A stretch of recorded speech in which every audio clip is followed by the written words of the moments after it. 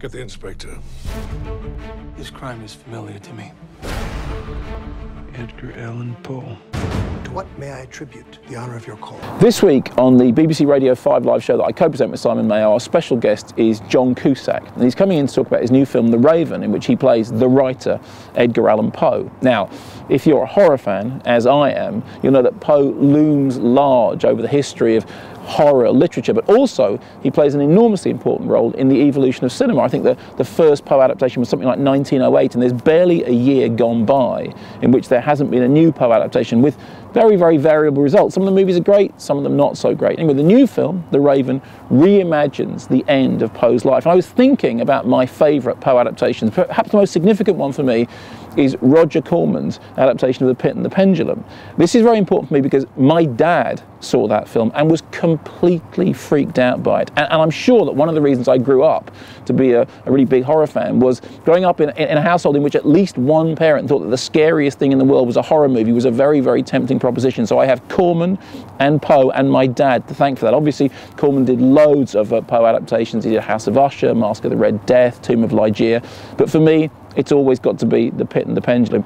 Poe was also a very big influence for the great Italian directors, the people who gave us the Giallo, the people who gave us so many of the video nasties, which some of us watched in the 1980s. He was an influence for Bava, for Lucio Fulci, and of course for Dario Argento. Now, I know it didn't get great reviews, but I have very, very fond memories of Two Evil Eyes, in which Argento and Romero got together to bring these Poe tales together. And I was really impressed by that film because I remember thinking just how modern it was. I mean, it was somehow a film that seemed to be made for a modern horror audience. And that's been true of so many great Poe adaptations, that they take the Poe classic original and they somehow update it to make it relevant for a modern audience.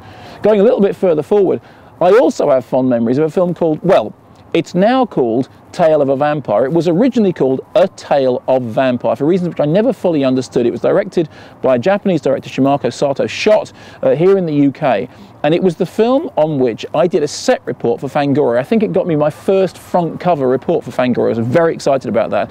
And the star of the movie was Julian Sands. And I remember waiting to interview Julian Sands in a library in Dartford or Deptford, and finally meeting him, and he was a little bit chippy. Now, this was about 25, maybe 20 years ago, and that tiny bit of fractious chippiness was something which I've carried with me throughout my whole career, to the point that I can really no longer ever watch Julian Sands on screen without feeling a little bit cross. My fault, not his. So thanks, Shimako Sato. Sorry, Julian Sands. Anyway, all this makes me want to ask you this question. What's your favourite Poe adaptation? Not necessarily the best, not necessarily the most faithful. Maybe it's something that's only sort of peripherally or tangentially inspired by Edgar Allan Poe. But what, for you, really brings home the spirit of Edgar Allan Poe to the screen? Let me know. The night before last, a young girl and her mother were found murdered. The daughter's body was lodged in a chimney. The mother's head severed with a straight razor.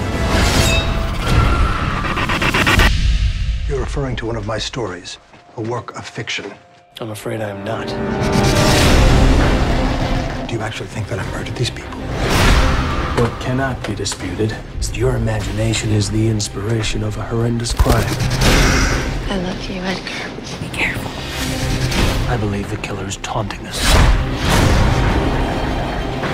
I challenge the brilliant detective mind of Edgar Allan Poe, a game of wits. If I will kill again, and on that new corpse I will leave clues. As unfortunate as this is, you may be uniquely qualified to cast light on our killer.